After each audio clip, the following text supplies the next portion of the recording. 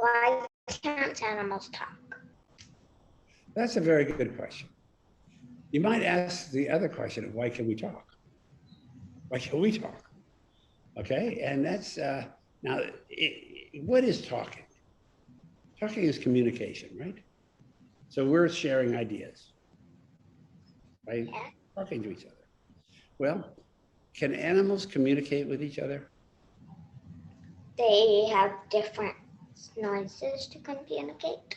Absolutely. Like, I'll give you an example. Last night, I wanted our puppy, our now dog, 1-year-old dog, to be in the bed with me. I went to bed early and I thought, okay, I'm going to get the dog to my bed.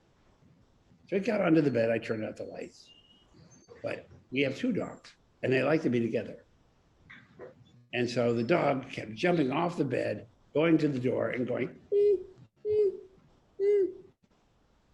whining. What did I think?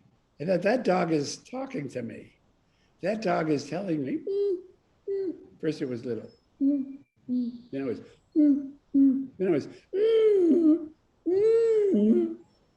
Okay, he wasn't barking. He was telling me he was unhappy.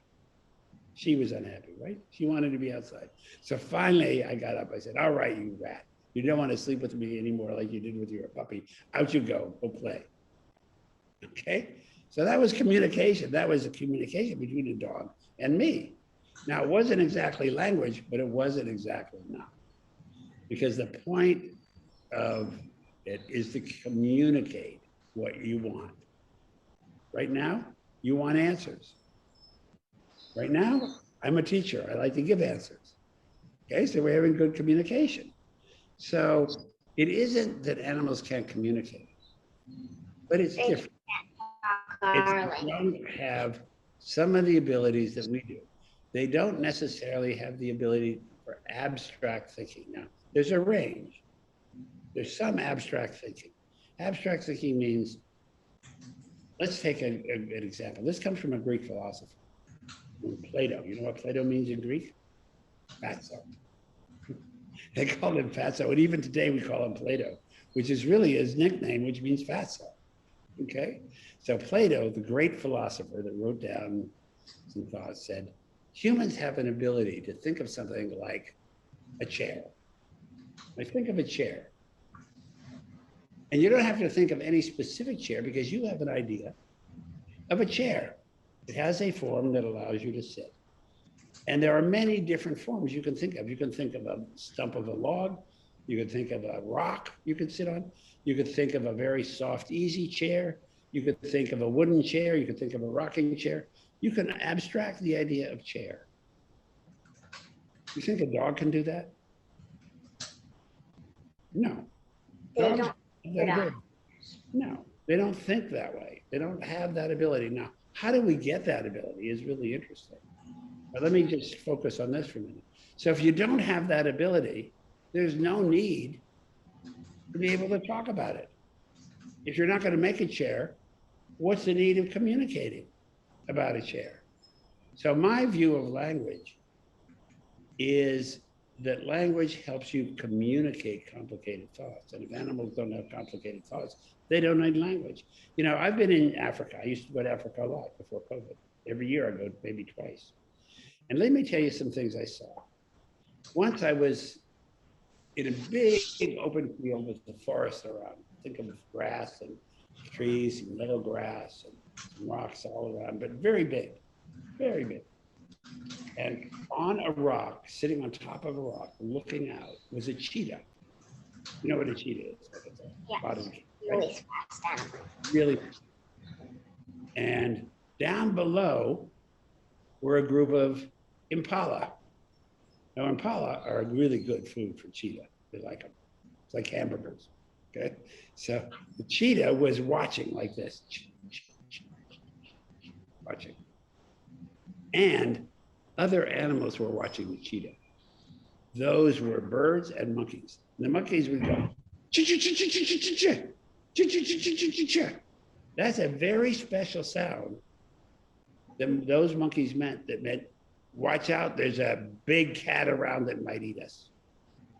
And that sound, warns the other monkeys, but also the impalas had learned And what do the impalas do? The impalas kick up their back legs and go, woof, woof. And when they kick up their back legs, they have a little gland that makes a scent.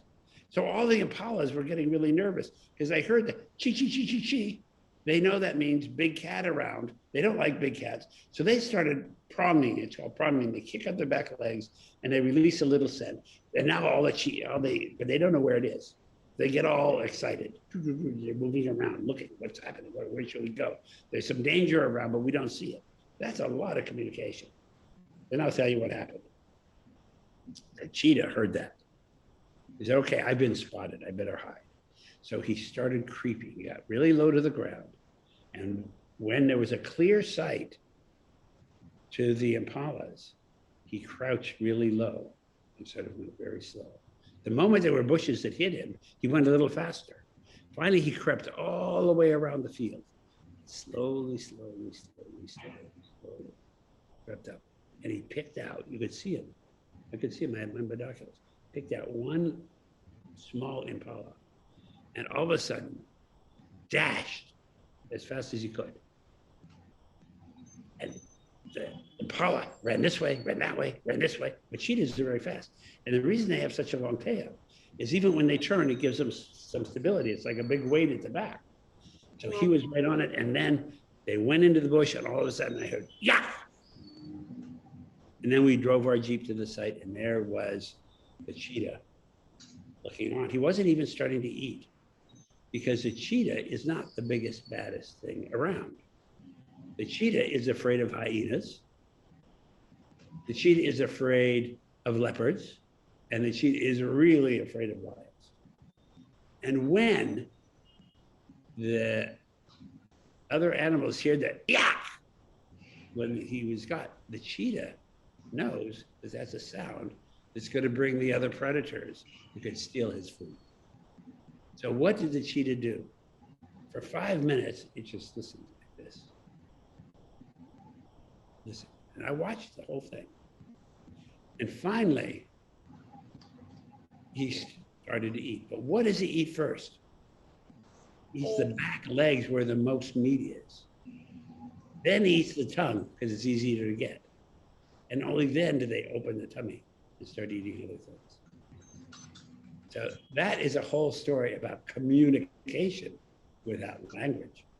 Communication from monkeys and the birds to the impalas, and communication in the impalas, communication, that noise that could have brought in the other predators. So they may have abstract ideas, but there's a lot of communication going on.